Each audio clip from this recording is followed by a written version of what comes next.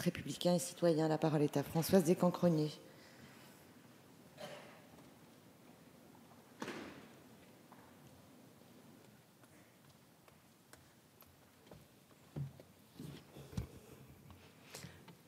Madame la Présidente, Madame, Monsieur les ministres, mes chers collègues, après un examen en commission élargie marqué par une présence massive, j'ai le plaisir à vous retrouver aussi nombreux pour poursuivre nos échanges sur cette mission budgétaire essentielle, puisque, comme je l'ai précisé en commission, nous sommes là au cœur de la machine d'État.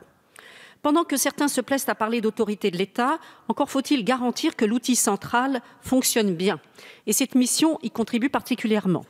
Je remercie, au nom du groupe socialiste républicain et citoyen, les ministres pour les réponses précises qu'ils ont apportées en commission sur les nombreux points soulevés par les députés présents.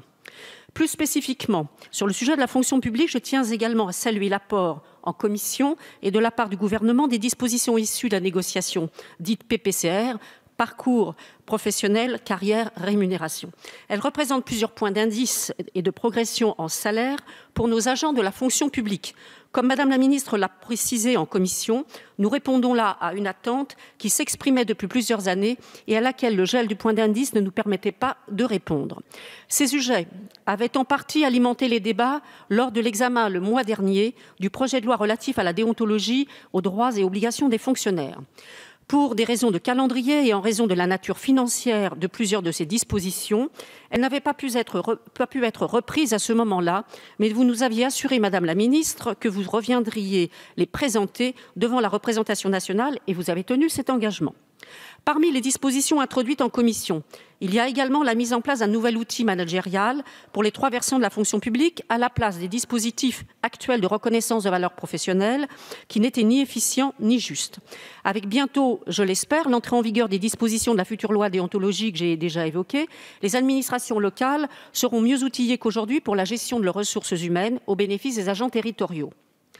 Ce sont des questions qui préoccupent beaucoup ces derniers temps les agents et les employeurs territoriaux. J'ai eu l'occasion de le constater encore récemment lors de journées thématiques organisées par des centres de gestion. C'est donc une bonne chose que des éléments de réponse leur soient apportés.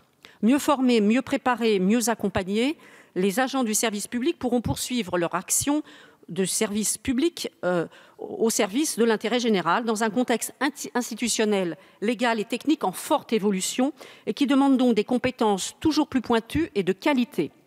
Comme j'ai eu l'occasion de le dire en commission, nous avons des fonctionnaires et des agents publics d'une grande compétence et nous pouvons les remercier de l'action qu'ils mènent pour faciliter la vie de nos concitoyens. Je veux dire un mot quant aux autres programmes de cette mission budgétaire puisqu'ils participent aussi de l'appareil d'État, qu'il s'agisse de l'entretien de ces bâtiments ou de la gestion de ces finances publiques. Je souhaite demander à Monsieur le ministre son appréciation, puisqu'il ne m'a pas répondu en commission sur ces aspects, quant à la mise en œuvre de plusieurs réformes structurantes engagées ces dernières années ou qui sont à venir et qui s'inscrivent toutes dans le cadre du choc de simplification engagé à l'initiative du Président de la République. Je pense à l'application depuis fin 2014 du principe silence valant accord, au dispositif dites-le-nous en une seule fois, au développement du rescrit fiscal, à la mise en œuvre future de la retenue à la source de l'impôt sur le revenu, ou bien encore de l'entrée en vigueur en mai 2016 du Code des douanes de l'Union et de son impact sur l'organisation des services douaniers. Quels sont les premiers retours d'expérience que vous dressez pour les actions déjà engagées et comment vos services se préparent-ils aux prochaines ? Il y a là des questions essentielles quant à la crédibilité de l'action publique pour simplifier et faciliter la vie quotidienne de nos concitoyens et des entreprises dont beaucoup sont en attente sur ces sujets.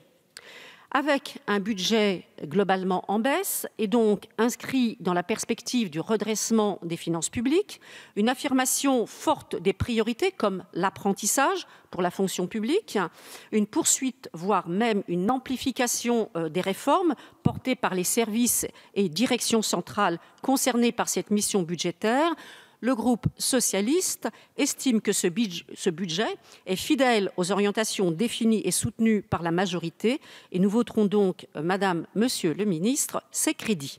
Merci. Merci pour le groupe Les Républicains.